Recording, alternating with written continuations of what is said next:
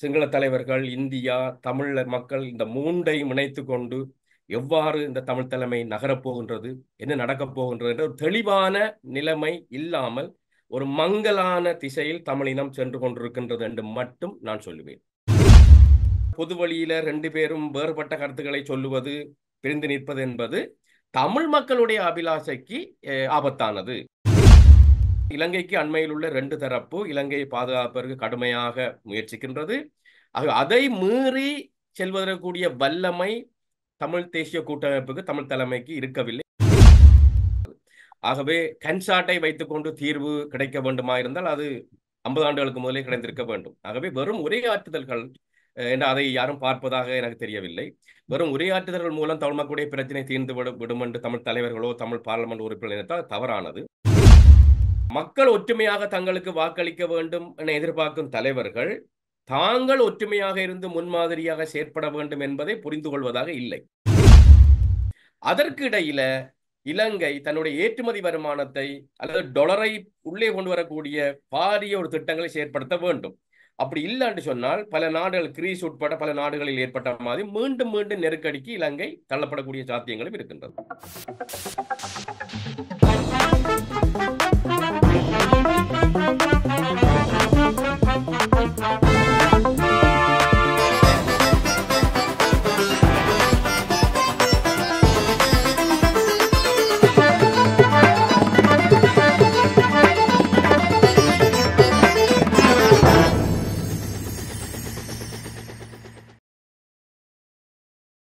உயிரோடை தமிழ் நேயர்கள் அனைவருக்கும் வணக்கம். மீண்டும் ஒரு தாய களம் நிகழ்வில் உங்கள் அனைவரையும் சந்திப்பதில் மகிழ்ச்சி அடைகின்றோம். தமிழ் அரசியல் களத்தில் நீங்கள் அறிந்திருப்பீர்கள், தமிழ் தேசிய கூட்டமைப்பின் தலைவராகவும் தமிழரசு கட்சியின் தலைவராகவும் நீண்ட காலம் இருந்து வந்த சம்பந்தன் அவர்களுடைய மறைவு இந்த வாரத்தில் முக்கியத்துவம் பெற்றிருக்கின்றது. அவர் விட்டு சென்றது என்ன, அடுத்த கட்டமாக நாங்கள் என்ன செய்ய வேண்டும், அவருடைய அரசியல் பாத்திரம் எவ்வாறு இருந்தது என்பது போன்ற பல்வேறு விடயங்கள் தொடர்பாக ஆராய்வதற்காக பேராசிரியர் அமிர்தலிங்கம் அவர்களை நாங்கள் இன்று சந்திக்கின்றோம். கொழும்பு பல்கலைக்கழகத்தினுடைய பொருளியல் துறை பேராசிரியர். வணக்கம் பேராசிரியர் அவர்களே. வணக்கம். உங்களுக்கும் உயிரோடை தமிழ் நேயர்களுக்கும் வணக்கம். சம்பந்தன் அவருடைய அரசியல் பாத்திரம் மிகவும் முக்கியமானதாக இருந்தது. குறிப்பாக 2009 யுத்தம் முடிவடைந்து மீண்டும் அரசியல் ரீதியாக நாங்கள் போராட வேண்டிய ஒரு சூழ்நிலை ஏற்பட்ட பின் போது அவர்தான் தமிழ் தேசிய கூட்டமைப்பின், அதாவது மிகப்பெரிய கட்சியினுடைய தலைவராக இருந்தார்.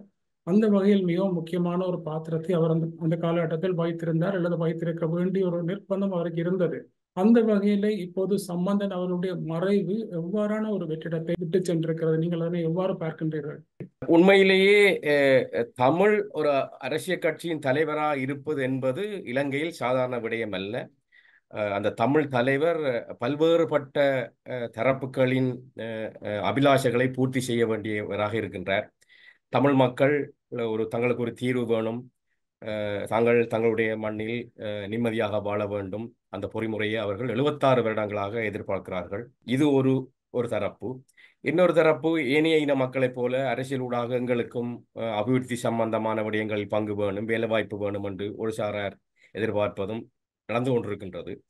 அதே நேரம் சிங்கள மக்கள், சிங்கள அரசியல் தலைமை, ஒரு தமிழ் தலைமை 77க்கு முதல் இருந்த மாதிரி ஒரு பிரச்சனைக்குரிய தரப்பாக இருக்கக்கூடாது என்ற வகையில் அவர்கள் எதிர்பார்க்கிறார்கள். இந்தியா இன்னொரு தரப்பாக இருந்து கொண்டு எங்களுடைய அரசியலில் பின்னி பிணைந்திருக்கின்றது. இந்த இவ்வளவு விடயத்தையும் கையாள வேண்டிய நிலைமையில ஒரு தமிழ் அரசியல் கட்சி தலைவர் இருந்தார், இருக்க வேண்டிய கட்டத்தில் இருக்கின்றார்கள். அந்த வகையில் சம்பந்தன் அவர்களுடைய அரசியல் என்பது அவரை நான் நேரடியாக சந்தித்தது, பார்த்தது 1987ஆம் ஆண்டு இந்திய இலங்கை ஒப்பந்தத்துக்கு முதல். உங்களுக்கு தெரியும், 6வது திருத்த சட்டத்தின் காரணமாக எல்லோரும் தமிழ் தலைவர்கள் இந்தியாவுக்கு பாராளுமன்ற பதவிகளை ராஜினாமா செய்துவிட்டு போய்விட்டார்கள். இந்திய இலங்கை ஒப்பந்தம் வந்த பிறகு திரும்பி வந்தார்கள். அவர் வந்த பொழுது மாகாண சபை தேர்தல் நடந்து முடிந்திருந்தது, பாராளுமன்ற தேர்தலுக்கான முஸ்தீபுகள் நடந்து கொண்டிருந்தன. அந்த நேரம் அவர் சம்பூருக்கு வந்திருந்தார். ஒரு சிறிய கூட்டம் நடந்தது சம்பூர் பத்திரகாளி அம்பாள் கோயிலுக்கு முன்னுக்கு. நான் ஒரு 7 படிக்கிற மாணவனாக என்னுடைய நண்பருடன் அந்த கூட்டத்துக்கு போயிருந்தேன். அவர் பேசினார். அன்றுதான் அவரை நான் நேரடியாக பார்த்தேன். அதாவது அப்போது ஈரோஸ் இயக்கத்தினர் பாராளுமன்ற தேர்தலில் போட்டியிட்டார்கள். அவர்களை அவர் கடுமையாக விமர்சித்தார்.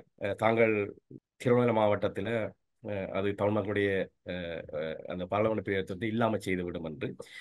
அந்த தேர்தலில் அவர்கள் ஈரோஸ் இயக்கத்தினர் 2 ஆசனங்களையும் பெற்ற போது சம்பந்தன் அவர்கள் தோல்வி அடைந்தார். ஆகவே அவருடைய அரசியல் வாழ்வு என்பது வெற்றி தோல்விகள் சேர்ந்ததாக இருந்தது. ஆனால் அது பிறகு யுத்தம் உங்களுக்கு தெரியும், 2009க்கு பிறகு மிக மோசமான யுத்தத்தை தமிழினம் எதிர்கொண்டது. அதற்கு முதல் அந்த தமிழ் ஜனநாயக ரீதியான கட்சிகளுக்கும் புலிகளுக்கும் இடையிலான உறவு இருந்தது. ஆனால் அந்த 2009ஆம் ஆண்டு யுத்தம் முடிவடைந்தவுடன் திடீரென அந்த முழு அதிகாரம் கொண்ட தலைவராக திருவாளர் சம்பந்தன் அவர்கள் மாறினார். ஆனால் அதுக்கு பிறகு நடந்த விடயங்கள், அவர் எவ்வாறு கையாண்டார், உண்மையிலேயே என்னுடைய வகிபாகத்தில் அவர் தமிழ் மக்களை ஏமாற்றினார் என்றதை தாண்டி இலங்கை அரசாங்கம் சம்பந்தமான தீர்வு என்ன இருக்கின்றது, அதை அவர் பல்வேறுபட்ட முயற்சிகளை செய்தார், அல்லது அது போதாமல் இருந்தது, பொங்கலுக்கு தீர்வு வரும், தீபாவளிக்கு தீர்வு வரும் என்றெல்லாம் சொல்லி தமிழ் மக்களை ஏமாற்றியதாக குற்றச்சாட்டு இருக்கின்றது. ஆனால் உங்களுடைய கேள்விக்கு என்னுடைய கடைசியான பதில், அந்த 2009க்கு பிறகு நடந்த அந்த அந்த அப்பொழுது 22 பாராளுமன்ற உறுப்பினர்களை கொண்டிருந்த ஒற்றுமையாக இருந்த தமிழர் தரப்பு இன்றைக்கு சின்ன பின்னமாய் இருக்கின்றது. தமிழ் தேசிய கூட்டமைப்பு இப்பொழுது இல்லை. அதே மாதிரி தமிழரசு கட்சி திருவாளர் சம்பந்தன் அவர்கள் தலைமை தாங்கி அவருடைய தாய் கட்சி இன்றைக்கு வந்து 2 தலைமை கீழே சிதறுண்டு நிற்கின்றது. ஆகவே இந்த இடத்துல தான் அவர் தமிழ் அரசியலை விட்டு பிரிந்திருக்கின்றார். ஆகவே இனிமேல் நிச்சயமாக ராஜவரோதயம் சம்பந்தன் அவர்கள் தமிழ் அரசியலில் இருக்க மாட்டார். இனிவரும் தலைவர்கள் அதை எவ்வாறு ஒரு கிடையங்கள் கொண்டு வரப் போகிறார்கள், தமிழ் மக்களை எவ்வாறு ஒரு கிடையங்கள் கொண்டு வரப் போகிறார்கள் என்ற வெற்றிடம் இருக்கின்றது. தமிழ் மக்கள் மத்தியில் ஒரு அங்கலாய்ப்பு இருக்கின்றது. அடுத்த கட்டம் என்ன என்றால், 76 வருடங்கள் கடந்து இன்னும் எவ்வளவு காலம் செல்ல போகின்றது, இந்த தமிழ் தலைமை எவ்வாறு போராடப் போகின்றது, எவ்வாறு ஒரு தீர்வை பெற்றுத்தரப் போகின்றது, சிங்கள தலைவர்கள், இந்தியா, தமிழ் மக்கள் இந்த மூன்றையும் இணைத்து கொண்டு எவ்வாறு இந்த தமிழ் தலைமை நகரப் போகின்றது, என்ன நடக்கப் போகின்றது என்ற ஒரு தெளிவான நிலைமை இல்லாமல் ஒரு மங்கலான திசையில் தமிழினம் சென்று கொண்டிருக்கின்றது என்று மட்டும் நான் சொல்வேன். தமிழரசு கட்சியை பொறுத்தவரையில் அவர் முக்கியமான பதவிகள் எதனையும் வகிக்காத போதிலும் அந்த கட்சியினுடைய பெருந்தலைவர் என வர்ணிக்கப்பட்டார். அந்த கட்சியை கட்டுப்படுத்தக்கூடிய வல்லமையையும் அவர் கொண்டிருந்தார். இந்த நிலைமையில தமிழரசு கட்சியில இப்போது ஒரு பிளவு ஏற்பட்டிருக்கின்றது. இந்த நிலைமையில அவருடைய மறைவு தமிழரசு கட்சியின் எதிர்காலத்தை எந்த வகையில் பாதிக்கும்? நிச்சயமாக அரசியல் கட்சிகளை பொறுத்தளவில் இரட்டை தலைமை அல்லது 3 தலைவர்களை கொண்ட கட்டமைப்பு இருக்க இயலாது. அது சாத்தியமில்லை. தமிழ்நாட்டில் உங்களுக்கு தெரியும், அதிமுகவில் அது இடந்த தோல்வியை தழுவி இருந்தது. ஆகவே அரசியல் தலைமை என்பது ஒரு தலைவரின் கீழே கட்டுக்கோப்பாக இருக்க வேண்டும். அது 2-3 தலைவர்கள் அங்கே இருக்க இயலாது. அந்த வகையில சம்பந்தன் அவர்களுடைய வயது மூப்பு, அடுத்தது அவர்களுடைய அரசியல் அனுபவம், நீண்ட காலம் அந்த அரசியலில் இருந்தமை, தமிழ் மக்களை பிரதித்துவப்படுத்தமை என்றது அவருக்கு ஒரு சாதகமான தன்மை வழங்கி இருந்தது. என்றால் திருவாளர் அமுதலிங்கம் அவர்களாக இருக்கலாம், சிவசிதம்பரம் அவர்களாக இருக்கலாம், ஆனந்த சங்கரி அவர்களாக இருக்கலாம், எல்லோரும் அந்த தமிழ் அரசியலில் இருந்து ஏதோ ஒரு வகையில் விலத்தப்பட்ட போது அல்லது விலத்திய போது சம்பந்தன் அவர்கள் மட்டும்தான் அந்த வயது மூப்புடைய அனுபவம் வாய்ந்த தலைவராக இருந்தார். ஆகவே இயல்பாகவே அவரிடம் அந்த தலைமை இருந்தது. ஆனால் இன்று எவரையும் கட்டுப்படுத்தக்கூடிய தலைமை, இப்ப சம்பந்தன் அவர்களுடைய சொல்லை மீறி நடக்கக்கூடிய நிலைமையில் அவருக்கு கீழ் இருந்த தலைவர்கள் இருக்கவில்லை. சம்பந்தன் அவரது ஆளுமையை செலுத்தினார். ஆனால் இன்று அவ்வாறான ஒரு நிலைமை இருக்கவில்லை. ஒருத்தரை ஒருவர் வெளிப்படையாக எதிர்க்கிற தன்மை வந்து தமிழரசு கட்சியில இருக்குது, தமிழ் அரசியலில் இருக்குது. ஆகவே அந்த நிலைமை தமிழ் மக்களுக்கு சாதகமாக நிச்சயமாக இருக்காது. இரட்டை தலைமையின் கீழே தமிழ் அரசியல் செல்ல இயலாது. அது சாத்தியமும் இல்லை. அது பல நாடுகளில் தோல்வியை தழுவி இருக்கின்றது. ஆகவே இந்த தலைமை ஒருத்தருக்கு விட்டு கொடுத்து ஒருத்தர் தலைவர் அவருக்கு அடுத்தபடியாக செயலாளர் அல்லது வேறு பதவியை வைத்துக்கொண்டு போகுதா, அடுத்து தொடர்ச்சியாக தேர்தல்கள் நெருங்கி கொண்டிருக்கின்றன, காலம் குறுகியதாக இருக்கின்றது. ஆகவே வெளிப்படையாக பொது வழியில 2 பேரும் வேறுபட்ட கருத்துக்களை சொல்லுவது, பிரிந்து நிற்பது என்பது தமிழ் மக்களுடைய அபிலாஷைக்கு ஆபத்தானது. அதை மட்டும் நான் இந்த அழுத்தி கூற விரும்புகிறேன். அந்த 2009க்கு பிற்பட்ட காலத்தில் தமிழ் தலைமை என்பது சம்பந்தனிடம்தான் இருந்தது, அவருடைய கட்டுப்பாடு இருந்தது. அதே வேளையில சர்வதேச ரீதியாகவும் அவருக்கு ஒரு அங்கீகாரம் ஏற்றுக்கொள்ளக்கூடிய தன்மை இருந்தது. அதே போல சிங்கள தலைவர்களுடன் அவருக்கு ஒரு நெருக்கமான உறவு இருந்தது. இது அனைத்தையும் பயன்படுத்தி ஒரு தீர்க்கமான ஒரு முடிவை, அதாவது தீர்க்கமான ஒரு இன நெருக்கடிக்கு தீர்க்கமான ஒரு தீர்வை அவரால் கண்டிருக்கக்கூடியதாக இருந்திருக்குமா? அவர் அந்த இடத்தில் தவற விட்டு விட்டார் என்று நீங்கள் கருதுகின்றீர்களா? தந்தை செல்வா 2 ஒப்பந்தங்களை செய்தார். அவர் தந்தை செல்வா தோற்றாரா அல்லது இலங்கை அரசியல்வாதிகளால் தோற்கடிக்கப்பட்டாரா என்பதெல்லாம் இங்கே முக்கியமான விடயம் இருக்கின்றது. ஆகவே சம்பந்தர் அவர்களுக்கும் தெரிந்திருக்க கூடும், அதாவது தன்னுடைய வாழ்நாளில் இது தீர்வு ஒன்று பெற முடியாது, அதுக்குரிய சூழ்நிலை இல்லை என்றால் இங்கே தென்னிலங்கை தலைவர்களிடம் தமிழ் மக்களுக்கான தீர்வு ஒன்று இருப்பதாக பலர் நினைக்கிறார்கள் இல்லை. அப்ப அது திருவாளர் சம்பந்தன் அவர்களுக்கும் விளங்கி இருக்கும். ஆனால் அவர் தேர்தல்களை சந்திக்க வேண்டிய பல கட்டங்களில் சிலவள அவருடைய மனத்தை மீறி சில பொய்களையும் சொல்லுகிறார் என்றது அவருக்கே தெரிந்திருக்கும். என்றால் நான் பொங்கலுக்கு தீர்வு வந்துவிடும், தீபாவளிக்கு தீர்வு வந்துவிடும் என்று சொன்னதெல்லாம் அவருக்கே நிச்சயமாக தெரிந்திருக்கும், நான் பொய் கூறுகிறேன் என்று. என்றால் அப்படியெல்லாம் தீர்வு காண இயலாது. யதார்த்தம் அதற்கு சாதகமா இல்லை என்றது ஒரு முக்கியமானது. ஆனால் எந்த வகையில அவர் அனைத்து சந்தர்ப்பங்களையும் அந்த தீர்வு நோக்கி நகர்த்தினார் என்பதிலும் பலருக்கு கேள்வி இருக்கின்றது. உதாரணமாக மைத்திரிபால சிறிசேன அவர்கள் வெற்றியை நோக்கி முன்னேறிய போது அதற்கு முன்னர் நடந்த விஷயங்கள், அல்லது மைத்திரிபால சிறிசேன அவர்கள் ஜனாதிபதியா வந்த உடனே குறிப்பிட்ட காலத்துக்குள்ள எதையாவது விஷயத்தை செய்யக்கூடிய நிலைமை இருந்தது, முயற்சித்திருக்கலாம். ஆனால் அதை தமிழ் தேசிய கூட்டமைப்பு கோட்டை விட்டது. ஆனால் ஒரு வருஷத்துக்குள்ளே மைத்திரிபால சிறிசேன அவர்களுக்கும் பிரதமராக இருக்க தற்போது ஜனாதிபதிக்கும் பிரச்சனைகள் எழ துவங்கின பிறகு உங்களுக்கு அந்த தமிழ் மக்களுக்கான தீர்வை விட்டு நாடு எங்கேயோ சென்று விட்டது. உடனடியாக எந்த அளவுக்கு அவர்கள் முயற்சித்தார்கள், ஒரு பொறுமுறையை பகுத்து செயற்பட்டார்கள் என்பது தமிழ் மக்கள் மத்தியில ஒரு அங்கலாய்ப்பை ஏற்படுத்துவது உண்மைதான். ஒவ்வொரு சந்தர்ப்பத்தையும் இந்த தமிழ் தலைமை எவ்வாறு மிக மிக மிக கச்சிதமாக பயன்படுத்தியது என்பதில் பல்வேறுபட்ட தரப்பினருக்கு கேள்விகள் உருவாகின்றன. சம்பந்தன் அவருடைய அரசியலை பொறுத்தவரையில் அவர் அதிக அளவுக்கு தமிழ் மக்களுடைய கோரிக்கைகளில் விட்டு கொடுப்புகளை செய்தார் என்ற ஒரு கருத்து தமிழ் தரப்பாலே முன்வைக்கப்பட்டு வருகின்றது. அதே போல சிங்கள தரப்புகளும் அதற்கு தெரிவித்திருக்கின்றது. முக்கியமான ஒரு அரசியல்வாதி கூட சில வருடங்களுக்கு முன்னர் உரையாற்றிய போது தெரிவித்திருந்தார், சம்பந்தன் உயிருடன் இருக்கும் போது இந்த பிரச்சனைக்கு தீர்வு காண வேண்டும். ஏனென்றால் சம்பந்தனை போல அதிக அளவுக்கு விட்டு கொடுப்புகளை செய்யக்கூடிய இன்னொரு தலைவர் தமிழ் தரப்பிலிருந்து உருவாக மாட்டார் என்ற ஒரு கருத்து முன்வைக்கப்பட்டிருந்தது. அந்த வகையில சம்பந்தனுடைய இந்த அணுகுமுறை குறித்து நீங்கள் என்ன கருதுகின்றீர்கள்? உண்மையிலேயே சம்பந்தன் அவர்களுக்குரிய ஏதுநிலை என்னன்னு சொன்னால், சம்பந்தன் அவர்களை எதிர்த்து கூட்டத்தில் பேசுவதற்கு எந்த தமிழ் தலைவரும் முனைய மாட்டார்கள். ஏனென்றால் அவருக்கு அந்த ஆளுமை இருந்தது, எல்லோரையும் கட்டுப்படுத்தக்கூடிய அதிகாரம், ஈவன் சுமந்திரன் போன்ற மிகப்பெரிய சட்டத்தரணிகளை கூட கட்டுப்படுத்தக்கூடிய வல்லமை சம்பந்தனோட இருந்தது உண்மை. ஆகவே அவர் பயப்படாமல், தமிழ் தலைவர்களுக்கோ தன்னை பற்றி மற்றவர்கள் என்ன நினைப்பார்கள் என்றோ பயப்படாமல் சில முடிவுகளை எடுக்கக்கூடிய நிலைமையில் இருந்தார். அந்த வகையில் தான் நீங்கள் சூறும் அந்த விட்டுக் கொடுப்புகளை அவர் செய்ய தயாராயிருந்தார். ஆனால் அதை தென்னிலங்கை எவ்வாறு புரிந்து கொண்டது, அவருக்குரிய அந்த பரஸ்பர விட்டுக் கொடுப்புகளை தென்னிலங்கை செய்ததா, அதுக்குரிய முயற்சி எடுத்ததா, அதை புரிந்து கொண்டதா என்பதுதான் இங்கே பெரிய பிரச்சனையா இருக்கின்றது. அந்த வகையில தான் சம்பந்தன் அவர்களும் தந்தை செல்வாவை போல ஒரு தமிழ் மக்களுக்கு ஒரு தீர்வை பெற்றுக் கொடுக்க முடியாத நிலைமையில் இருந்துதான் அரசியலிருந்து விடைபெறுகின்றார். ராஜேந்திர மட்டத்திலும் சம்பந்தனுக்கு அதிக அளவுக்கு செல்வாக்கு இருந்தது. அவர் சொல்வதை அனைவரும் கேட்கக்கூடிய ஒரு நிலைமை இருந்தது. வெளிநாடுகளில் இருந்து வரக்கூடிய தூதுவர்கள் அல்லது முக்கியமான தலைவர்கள் நிச்சயமாக சம்பந்தனை சந்தித்து செல்லும் ஒரு நிலைமை இருந்தது. இந்த நிலைமையில ராஜதந்திர ரீதியாக சில நெருக்குதல்களை அவர் கொடுத்திருக்கக்கூடியதாக இருந்திருக்குமா? நிச்சயமாக அதுக்கு சந்தர்ப்பங்கள் இருந்திருக்க கூடும், அவர் வெளிப்படையாக கதைத்திருக்க கூடும். ஆனால் நான் மீண்டும் வலியுறுத்துவது என்னன்னு சொன்னால், இந்தியாவை அவை மிகப்பெரிய அளவுக்கு நம்பினார். தமிழ் மக்களுக்கு ஒரு தீர்வு வேணும் என்று சொன்னால் இந்தியாவின் அனுசரணை தேவை. ஆனால் அந்த அழுத்தங்கள், நீங்க சொல்ற அழுத்தங்கள் ரெண்டு வகையா பார்க்க வேண்டும். ஒன்று மேற்குலக நாடுகள், அமெரிக்கா, பிரித்தானியா உட்பட்ட மேற்குலக நாடுகளுடைய அழுத்தம் எந்த அளவுக்கு கொழும்பில் எடுபட்டது என்றது ஒரு விடயம்.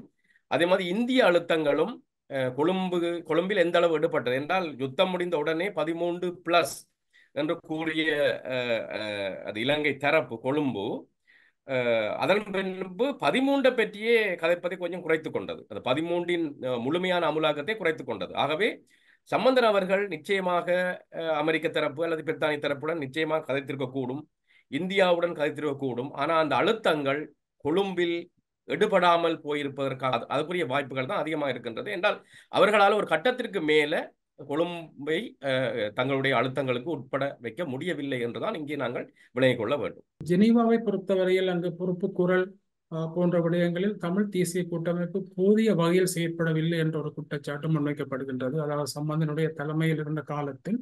இது பற்றி நீங்கள் உங்களுடைய பார்வை என்ன? நீங்க சொல்லுவதில் நிச்சயமா உண்மை இருக்கின்றது. அந்த கடைசியாக இலங்கைக்கு எதிராக அமெரிக்கா தலைமையில் பிரேரணை கொண்டு வந்த போது நான் இங்கிலாந்தில் இருந்தேன், அதை பார்த்து கொண்டிருந்தேன் லைஃபா. அந்த அந்த அந்த அந்த நிகழ்வை நான் பார்த்து கொண்டிருந்தேன். ரெண்டு நாட்டு தூதுவர்கள் அந்த ஜெனீவா அவையில் நடந்து கொண்ட விதம், அவர்கள் வந்து கடுமையாக போராடினார்கள். இலங்கைக்கு அண்மையில் உள்ள ரெண்டு நாடுகள், அவர்கள் ரெண்டு பேரும் பகையாளிகள். இலங்கையை பாதுகாப்பதற்கு கடுமையாக போராடினார்கள். ஆகவே அமெரிக்காவினுடைய தனிப்பட்ட செல்வாக்கில தான் அந்த பிரேரணை வெற்றி பெற்றது. அந்த ரெண்டு தரப்பும், இலங்கைக்கு அண்மையில் உள்ள ரெண்டு தரப்பும் கடுமையாக போராடிய போது அதை நீர்த்து போக செய்வதற்கு முயற்சித்தார்கள். ஒரு கட்டத்தில் ஒரு தூதர் சொன்னார், நிதி இல்லை, நிதி கிடைக்கும் வரைக்கும் இதை தாமதியுங்கள் சொல்ல, அந்த அவைக்கு தலைமை தாங்கியவர் அவருக்கு இன்னொருத்தர் ஒரு குறிப்புரையை கொண்டு கொடுத்தார். ஏதோ ஒரு நாட்டை சொல்லி, அந்த நாட்டில் இப்படி ஒரு அமைப்பு உருவாக்கப்பட்ட போது நிதி இல்லாமல் உருவாக்கப்பட்டது. ஆகவே இப்பொழுது நாங்கள் இதை இதை இதை தீர்மானம் நிறைவேற்றுவோம், அதற்கு நிதியை பார்ப்போம் என்று. அதிலிருந்து நாம் புரிந்து கொண்டது என்று சொன்னால், இலங்கைக்கு அண்மையில் உள்ள ரெண்டு தரப்பு இலங்கையை பாதுகாப்பதற்கு கடுமையாக முயற்சிக்கின்றது. அதை மீறி செல்வதற்குரிய வல்லமை தமிழ் தேசிய கூட்டமைப்புக்கு, தமிழ் தலைமைக்கு இருக்கவில்லை. ஆகவேதான் அவர்கள் முழுமையான அழுத்தத்தை ஜெனீவாவில் கொடுக்க முடியாமல் தயங்கியமை காரணம் என்று சொன்னால், அவர்கள் ஆட்பட வேண்டிய மற்ற தரப்புகளின் அழுத்தம் அவர்கள் மீது இருந்தது. இலங்கை கொழும்பை தாண்டி ஏனைய அழுத்தங்களுக்கும் இந்த தமிழ் தலைமை உட்பட்டது. ஆகவேதான் அவர்கள் ஒரு இக்கட்டான நிலையில் தமிழ் தரப்பு இருந்தது. ஒரு கட்டத்துக்கு மேலே கொழும்பை நெருக்குவாரம் கொடுக்க முடியாது என்ற கட்டத்தில் தமிழ் தலைமை இருந்ததை நான் உணர்ந்தேன். சிங்கள தலைவர்களுடனும் சம்பந்தன் அவர்களுக்கு மிகவும் நெருக்கமான உறவும் நம்பிக்கையும் அதிக அளவுக்கு இருந்தது.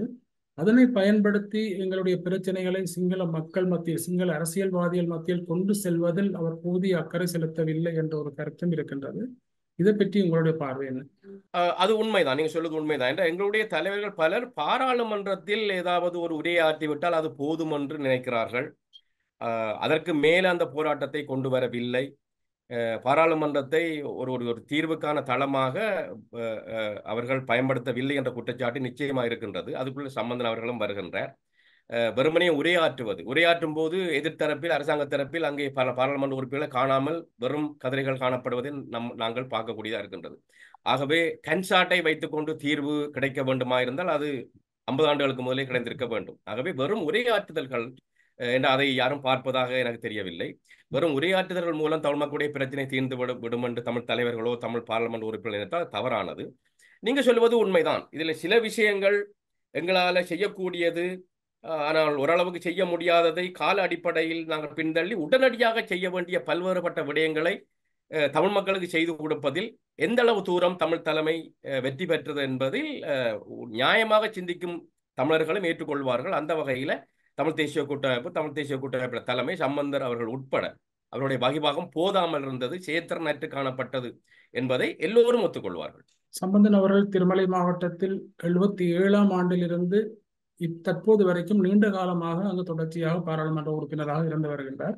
இந்த காலகட்டத்தில் பெருமளவுக்கு சிங்கள மயமாக்கலும் குடியேற்றங்களும் பெருமளவுக்கு திருமலையில் இடம்பெற்று அங்கு இருக்கக்கூடிய சனத்தொகையில் மாற்றம் ஏற்படுத்தப்பட்டிருந்தது. இந்த வகையில அவருடைய செயற்பாடுகளை நீங்கள் எவ்வாறு பார்க்கின்றீர்கள்? அவர் தீவிரமாக செயற்பட்டு இதனை தடுத்து நிறுத்திருக்கக்கூடியதாக இருந்திருக்குமா? நிச்சயமாக திருவண்ணாமலை மாவட்டம் தென்னமரவாடியிலிருந்து தொடங்கி வெறுகல் முகத்துவாரம் வரைக்கும் நீண்ட ஒரு மாவட்டம், பெரிய மாவட்டம். 3 இன மக்களும் கணிசமாக வாழ்ற இடம், கிட்டத்தட்ட விகிதாசார ரீதியாக. ஆனால் தமிழ் மக்கள் அரசியல் பலம் குன்றி காணப்பட்டார்கள். தமிழ் மக்களை பொறுத்தளவில் ஒரே ஒரு பிரதிநிதி தான் அங்கே சாதாரணமாக கிடைக்கக்கூடிய நிலைமை காணப்படுகின்றது. 94ஆம் ஆண்டு ஒரு பிரதிநிதியும் அங்கே வெற்றி பெறவில்லை. சம்பந்தன் அவர்களும் தோல்வி அடைந்தார். பிறகு சம்பந்தன் அவர்கள் தோல்வி அடைந்த போது தங்கத்துறை அவர்கள் வெற்றி பெற்றார். தங்கத்துறை அவர்களுடைய படுகொலைக்கு பிறகுதான் சம்பந்தர் தொடர்ச்சியாக பாராளுமன்ற உறுப்பினராக இருந்து கொண்டிருக்கின்றார். ஆனால் திருகோணமலையை நீங்க பார்த்தீங்கன்னு சொன்னால், திருகோணமலை நகரத்துக்கே எங்களுக்கு பெரிய பிரச்சனையா இருக்கின்றது, வைத்தியசாலை பிரச்சனையா இருக்கின்றது, பெரிய சிக்கலா திருவண்ணாமலை மாவட்டம் இருக்கின்றது, அபிவிருத்தியில பின்தங்கி இருக்கின்றது தமிழ் பிரதேசங்கள். ஆகவே அந்த விஷயங்களில் எல்லாம் அவர் கவனம் செலுத்தவில்லை. தேர்தல் நேரத்தில் மட்டும்தான் அவர் மக்களை சந்திப்பார் அல்லது தமிழ் பிரதேசங்களுக்கு போவார். அதுக்கு பிறகு அவர் போக மாட்டார் என்ற குற்றச்சாட்டு பரவலாக அவர் மீது வைக்கப்படுகின்றது. ஆகவே நீங்கள் சொல்லுவது இல்லை, ஒரு நியாயம் இருக்கின்றது. அவர் கடைசி நேரத்தில் கூட, கடைசி தேர்தலில் கூட அவருடைய வயது மூப்பின் காரணமாக அவர் தமிழ் தலைமையை வைத்துக்கொண்டு ஏனைய ஒரு இள வயதுடையவருக்கு அந்த அந்த அந்த அந்த பார்லமெண்ட் ஆசனத்தை விட்டுக் கொடுக்க வேண்டும் என்ற கோரிக்கை எழுந்த போது அதெல்லாம் நடைபெறவில்லை. அவர் தேசிய பட்டியல் உறுப்பினரை வைத்துக்கொண்டு திருவண்ணாமலை மாவட்டத்திற்கு ஒரு செயற்படக்கூடிய ஒருத்தரை பாராளுமன்ற உறுப்பினர் ஆக்க வேண்டும் என்ற கோரிக்கை எழுந்தபோது அதுவும் தட்டி கழிக்கப்பட்டது. நிச்சயமாக அவர் உணர்ந்திருப்பார், தனக்கு வயது மூப்பு ஏற்பட்டு கொண்டிருக்க, தன்னால் ஒரு செயற்பட இயலாது. ஆகவே ஒரு சர்வதேசத்தை, கொழும்பை கையாளக்கூடிய அந்த தலைமை பொறுப்பை அல்லது தேசிய பட்டியல் ரீதியான அந்த அந்த உறுப்பினரை வைத்துக்கொண்டு அவர் அவர் ஏன் இன்னொருத்தருக்கு கொடுத்திருக்கலாம் என்ற குற்றச்சாட்டும் அவர் மீது வைக்கப்படாமல் இல்லை. நிச்சயமாக திருகோணமலை மாவட்டத்துக்கு உள்ள பிரச்சனை வடகிழக்கு உள்ள பிரச்சனை. திருகோணமலை மாவட்ட பிரச்சனை அவருடைய சொந்த மாவட்டம், சொந்த தொகுதி. அவர் ஆரம்பத்தில் கேட்ட திருவண்ணாமலை தொகுதி அந்த அந்த அந்த மாவட்ட தலைநகரமாக இருக்கின்றது. ஆகவே நிறைய பிரச்சனைகள் உருவாகியிருக்கின்றன. மாவட்ட மக்கள் மிகப்பெரிய சிக்கலை எதிர்கொள்கிறார்கள். அபிவிருத்தியில் பின்தங்கி அவர்கள் நிச்சயமாக காணப்படுகிறார்கள். இவ்வாறு பல்வேறுபட்ட குற்றச்சாட்டுகள் அவர் மீது வைக்கப்பட்டது உண்மைதான். ஆனால் அது அவருக்கு தெரியாததல்ல. ஆனால் அவர் அதை எவ்வளவு தூரம் ஆக்கப்பூர்வமாக எதிர்கொண்டார், அவருடைய வயது மூப்பு அதுக்கு சவாலாக இருந்ததா, அல்லது கொழும்பில் உள்ள தலைவர்களை அவர் இந்த விஷயங்களை நோக்கி வலியுறுத்துவதை அவர் அக்கறை செலுத்தவில்லையா என்ற குற்றச்சாட்டும் இங்கே எழுகின்றது. திருமலை மாவட்டத்தில் எதிர்கொள்ளப்படுகின்ற பிரச்சனைகள் பற்றி குறிப்பிட்டிருந்தீர்கள். இப்போது திருமலை மாவட்டத்துக்கு புதிய ஒரு நாடாளுமன்ற உறுப்பினர் வர இருக்கின்றார். அவர் முக்கியமாக கவனம் செலுத்த வேண்டிய விடயங்களாக எவை இருக்கும் என நீங்கள் கருதுகின்றீர்கள்? நான் ஆரம்பத்தில் சொன்னது போல, ஒன்று, தமிழ் மக்கள் ஒற்றுமையாக இருக்க வேண்டும். பொத்துவிலிருந்து பொலிகண்டி வரைக்கும் தமிழ் மக்கள் ஒற்றுமையாக இருக்க வேண்டும். அம்பாறை மாவட்ட தமிழ் மக்களும் திருகோணமலை மாவட்ட தமிழ் மக்களும் ஒரு வித்தியாசமான பிரச்சனையை எதிர்கொள்கிறார்கள் என்ற அவருடைய எண்ணிக்கை குறைவு ஒரு பாராளுமன்ற உறுப்பினர் கிடைப்பதை சிக்கலாகி கொண்டிருக்கின்றது. ஆகவே வடக்கு கிழக்கு என்பது தமிழருடைய தாயகம் என்ற ரீதியில் அந்த மக்களை ஒன்றுபடுத்தக்கூடிய தேவை இருக்கின்றது. அதில் தற்போது வந்திருக்கிற பாராளுமன்ற உறுப்பினர் சிவதாசன் அவர்கள் முக்கியமாக முன்னுரிமை கொடுத்து செயற்படுவார் என்று பலர் எதிர்பார்க்கிறார்கள். அதே நேரம் இந்த அபிவிருத்தியில பின்தங்கி இருப்பது என்றால், இலங்கையில தமிழ் மக்களும் குடிமக்கள் அவருக்கும் வரி செலுத்துகிறார்கள். அப்ப அபிவிருத்தியில் அவர்களுக்கு வகிபாகம் இருக்கின்றது, பங்கு இருக்கின்றது. அதை மனத்தில் இருத்தி இந்த பின்தங்கிய பிரதேசங்கள்ல பல்வேறுபட்ட சிக்கல் இருக்குது. தமிழ் இளைஞர்கள் படித்துட்டு வேலை வாய்ப்பு இல்லாமல் இருக்கிறார்கள். இந்த அரசியல் பிரச்சனையை மனத்தில் வச்சுக்கொண்டு அது வடகிழக்கு உரிய பிரச்சனை, எல்லோரையும் சேர்ந்து இயங்கும். அதே வேளை இந்த மாவட்டத்துக்குரிய சில பிரச்சனைகளையும் அவர் அபிவிருத்தி சார் பிரச்சனைகளையும் வெற்றிகரமாக கையாள வேண்டும் என்று பலர் எதிர்பார்க்கிறார்கள். ஆகவே இந்த தமிழர் மக்களுடைய ஒட்டுமொத்த பிரச்சனையிலிருந்து விலகாமல் அதற்குள் இருந்து கொண்டு, அந்த சட்ட வரம்புக்குள் வரையறைக்குள் இருந்து கொண்டு, திருகோணமலை மாவட்டத்துக்குள்ள குறிப்பிடத்தக்க பிரச்சனைகள், குறிப்பாக ஏற்படக்கூடிய அந்த தென்னமர மாடியிலிருந்து வெறுகல் மோத்துவாரம் வரை உள்ள பிரதேசங்களை ஒன்றிணைச்சு அந்த பிரதேசங்களில் வாழ்ற மக்களுடைய அடிப்படை தேவைகளை கூர்ந்து கவனித்து அதை பாராளுமன்றம் ஊடாக செய்து கொடுக்க வேண்டிய தேவை அவருக்கு இருக்கின்றது. அது மிகப்பெரிய சவாலாக அவருக்கு இருக்கக்கூடும். நடைபெறக்கூடிய அந்த கிழக்கு மாகாண சபை தேர்தலை பொறுத்தவரையில் இதில் ஒரு முக்கியமான பங்கை வகிக்கும் என நீங்கள் எதிர்பார்க்கின்றீர்கள்? நிச்சயமாக. அதற்கு முதல் இந்த தமிழரசு கட்சி தலைமை பிரச்சனையை தீர்வு காண வேண்டும். தமிழ் மக்கள் பிரிந்து வாக்களித்தால், அந்த ஒற்றுமை இல்லாமல் பல்வேறு கட்சிகள் வாக்களித்தால் என்றால் அந்த தமிழ் மக்களுடைய வாக்குகள் சிதறக்கூடிய வாய்ப்பு இருக்கின்றது. என்றால் கிழக்கு மாகாணத்தில் தமிழ் மக்கள் ஏனைய இன மக்களோட சேர்ந்து வாழக்குள்ள நிச்சயமா சிதற வாய்ப்பு இருக்கின்றது. அப்படி சிதறினால் தமிழ் மக்களுடைய பலம் குன்றிவிடும். அவை மிகப்பெரிய சவாலான கட்டத்தை நோக்கித்தான் கிழக்கு மாகாண மக்கள் நகர்கிறார்கள், குறிப்பாக தமிழ் மக்கள் நகர்கிறார்கள். ஆக இந்த இடத்துல தமிழ் தலைவர்கள் மக்கள் ஒற்றுமையாக தங்களுக்கு வாக்களிக்க வேண்டும் என எதிர்பார்க்கும் தலைவர்கள் தாங்கள் ஒற்றுமையாக இருந்து முன்மாதிரியாக செயற்பட வேண்டும் என்பதை புரிந்து கொள்வதாக இல்லை. தமிழ் மக்கள் ஒற்றுமையாக எல்லோரும் தங்களுக்கு வாக்களிக்க வேண்டும் என்று திரும்ப திரும்ப சொல்லுகிறார்கள். ஆனால் தமிழ் மக்கள் இதே விஷயத்தை தான் அவர்களிடம் எதிர்பார்க்கிறார்கள். தமிழ் தலைவர்களும் ஒற்றுமையாக வாருங்கள் என்று. இங்கு ஒரு முரண்பாடு காணப்படுவதுதான் சிக்கலா இருக்கின்றது. சம்பந்தனுடைய விவகாரத்திலிருந்து நாங்கள் தேசிய பிரச்சனை சம்பந்தமாக பார்க்கும்போது ஜனாதிபதி ரணில் விக்ரமசிங்க அண்மையில் நிகழ்த்திய 2 உரைகள் இப்போது முக்கியமாக பேசு பொருளாக இருக்கின்றது. அவர் நாட்டு மக்களுக்கு ஆற்றிய உரை ஒன்று, மற்றது பாராளுமன்றத்தில் நிகழ்த்திய உரை. இந்த 2 உரைகளிலும் அவர் அந்த பொருளாதார பிரச்சனைகள், பொருளாதார நெருக்கடி தீர்க்கப்பட்டு விட்டது என்ற ஒரு கருத்தை முன்வைத்திருந்தார். கடன் நெருக்கடி தீர்க்கப்பட்டு விட்டது என்ற ஒரு கருத்தை முன்வைத்திருந்தார். IMF உடனான உடன்படிக்கை பற்றிய சில விஷயங்களை முன்வைத்திருந்தார். இவை தொடர்பில் உங்களுடைய பார்வை, உங்களுடைய கருத்து என்ன? அதில் ஒரு அரைவாசி தான் அவர் சொல்லுவதில் அரைவாசி உண்மை இருக்கின்றது. ஓரளவுக்கு நாடு வளமைக்கு திரும்பி இருக்கின்றது. அதுல மாற்று கருத்துகளுக்கு இடமில்லை. ஆனால் இலங்கை செல்ல வேண்டிய தூரம் வெகு தூரம் என்றால் கடன் மிகப்பெரிய அளவில் இருக்கு. 100 பில்லியன் கடன், வெளிநாட்டு உள்நாட்டு கடன் $100 பில்லியன் இருக்கும் போது அதை இலங்கை எவ்வாறு கையாளப் போகின்றது, அதுக்குரிய ஆரம்ப படிநிலையில தான் இலங்கை வெற்றி அடைந்திருக்கின்றது. ஆனால் இன்னும் நிறைய தூரம் செல்ல வேண்டி இருக்கின்றது. அதற்கிடையில் பாராளுமன்ற தேர்தலும் ஜனாதிபதி தேர்தலும் வரப்போகின்றன. இந்த இடத்துல ஒரு ஆட்சி மாற்றம் ஏற்பட்டால் சில வேளை விட்ட இடத்திலிருந்து திரும்ப தொடங்க வேண்டிய கட்டத்தில் இலங்கை செல்லும். ஆனால் இந்த சீர்திருத்தங்களுக்கு ஜனாதிபதி அவர்கள் சொல்ற இந்த வெற்றிக்கு நாட்டு மக்களுடைய ஆதரவு இருக்குதா, எல்லோரும் அதை ஏற்றுக்கொள்கிறார்களா, இல்லை நாட்டு மக்களுக்கு மாற்று கருத்து இருக்கின்றதா, தங்கள் மீது அதிக சுமை இருக்கின்றது, இந்த நெருக்கடிக்கு காரணமானவர்கள் மீது எந்த நடவடிக்கையும் எடுக்கவில்லை என்று மக்கள் கோவப்படுகிறார்களா, தங்களுக்கு இந்த இந்த இந்த தற்போதைய செயல்முறை போதாது, ஒரு முழுமையான மாற்றம் பெற வேண்டும், இப்படியான ஒரு நெருக்கடி நிலைமை திரும்பவும் தோற்றுவிக்கப்படக்கூடாது, ஆகவே அதற்குரிய ஒரு தலைமை உருவாக வேண்டும் என்று நினைக்கிறார்களா என்பதுதான் அடுத்த கட்டம். அதை வைத்துக் கொண்டுதான் அடுத்த கட்டத்துக்கு நாடு எவ்வாறு செல்ல போகிறது என்பதை நாங்கள் புரிந்து கொள்ளலாம். அவருடைய கருத்தை பொறுத்தளவில் என்ன பொறுத்தளவு ஒரு 50% ஒரு ஒரு ஒரு ஒரு ஒரு பலமேலகி நாடு வந்திருக்கின்றது. ஆனால் இன்னும் போக வேண்டிய தூரம் இருக்கின்றது. அந்த வங்கு ரோந்து நிலைமையிலிருந்து நாடு மீண்டு விட்டது என்ற ஒரு கருத்தையும் அவர் முன்வைத்திருந்தார். ஆனால் எதிர்த்தரப்பினர் அதனை ஏற்றுக்கொள்ளவில்லை. உங்களுடைய கருத்தின்படி அந்த நிலைமையிலிருந்து இலங்கை மீண்டு விட்டதா அல்லது மீளக்கூடிய நிலைமை இருக்கின்றதா? வங்குரோத்து என்பது பலர் சொல்கிறார்கள் ஒரு நாட்டுக்கு சொல்லக்கூடாது என்று சொன்னால் ஒரு கம்பெனி வங்குரோத்து அடைந்தால் அந்த கம்பெனி மூடப்பட்டு விடும். அந்த கம்பெனி சொத்துக்கள் எல்லாம் விற்று எந்தெந்த வங்கியிடம் அந்த கம்பெனி கடன் பட்டதோ அந்த வங்கிகள் எல்லாம் அந்த கம்பெனி சொத்துக்களை எடுத்து விடும் என்று. ஆனால் ஒரு நாடு வங்குரோத்து அடைய இயலாது. நாட்டில் ஏற்பட்டது ஒரு நெருக்கடியான இலங்கைக்கு கடன் கொடுத்தவர் எல்லோரும் வந்து இலங்கையில் உள்ள சொத்துக்கள் எல்லாம் எடுத்துக்கொண்டு போகவில்லை. ஏன்னா நாடு வங்குரோத்து அடைய இயலாது. நாட்டில் நெருக்கடி ஏற்பட்டிருக்குது. ஆனா அந்த நெருக்கடிக்கு ரெண்டு காரணம் இருக்கு. ஒன்று இலங்கை ரூபாயில வருமானம் போதாமல் இருக்கின்றது. அடுத்தது வெளிநாட்டு அந்நிய செலாவணியில வருமானம் போதாமல் இருக்கின்றது. ஆனா இலங்கை ரூபாயில வருமானத்தை அதிகரிப்பதற்கு உங்களுக்கு தெரியும், நெருக்கடி ஏற்பட்ட போது 7.3% இருந்த வருமானம் மொத்த உள்நாட்டு உற்பத்தியின் வீதமா இப்பொழுது 9% வந்திருக்கின்றது. அது போதாது உண்மை. ஆனா அந்த வருமான அதிகரிப்பு ஏற்பட்ட அதே வழி அந்த சுமையை சுமந்தது எல்லாம் மக்கள் தான். இந்த நெருக்கடிக்கு காரணமானவர்கள் இல்லை. உதாரணமா ஒரு தெற்கு அதிவேக நெடுஞ்சாலை அமைக்கப்பட்ட போது டொலரில் கடன் பெற்று அந்த பாதை அமைக்கப்பட்டால் இப்பொழுது அரசாங்கத்துக்கு கிடைக்கிற வருமானம் 300 ரூபாய் 400 ரூபாய் ஒவ்வொரு பயணியும் கொடுப்பது இலங்கை ரூபாயில. ஆனால் இலங்கை அரசாங்கம் கடனை திருப்பி செலுத்துவது டொலர்ல. அவ்வாறான நிலைமையில் இருக்கக்குள்ள உங்களுக்கு நீங்க இலங்கை ரூபாயில சில வருமானங்களை எட்டினாலும் டொலரை பெறுவதில் இலங்கை மிகப்பெரிய பிரச்சனை எதிர்கொள்ளுகின்றது. ஏன்னா இலங்கை ஏற்றுமதி கட்டமைப்பு பிழையா இருக்கின்றது. வெளிநாட்டு முதலீடுகள் வருவதாக இல்லை. ஆகவே அங்க வெளிநாட்டு அந்நிய செலாவணிக்கு பற்றாக்குறை தொடர்ந்து இருக்க போகின்றது. ஆகவே இந்த இடத்துல இலங்கை அரசாங்கம் மீண்டும் மீண்டும் கடன் பெற வேண்டிய நிலைமையில் தான் இருக்கின்றது. ஆகவே சிக்கல் கட்டமைப்பில சிக்கல் இருக்கின்றது. அந்த கட்டமைப்பில சிக்கல் மாற்றம் ஏற்படும் வரைக்கும் இலங்கை நெருக்கடி தொடரும்.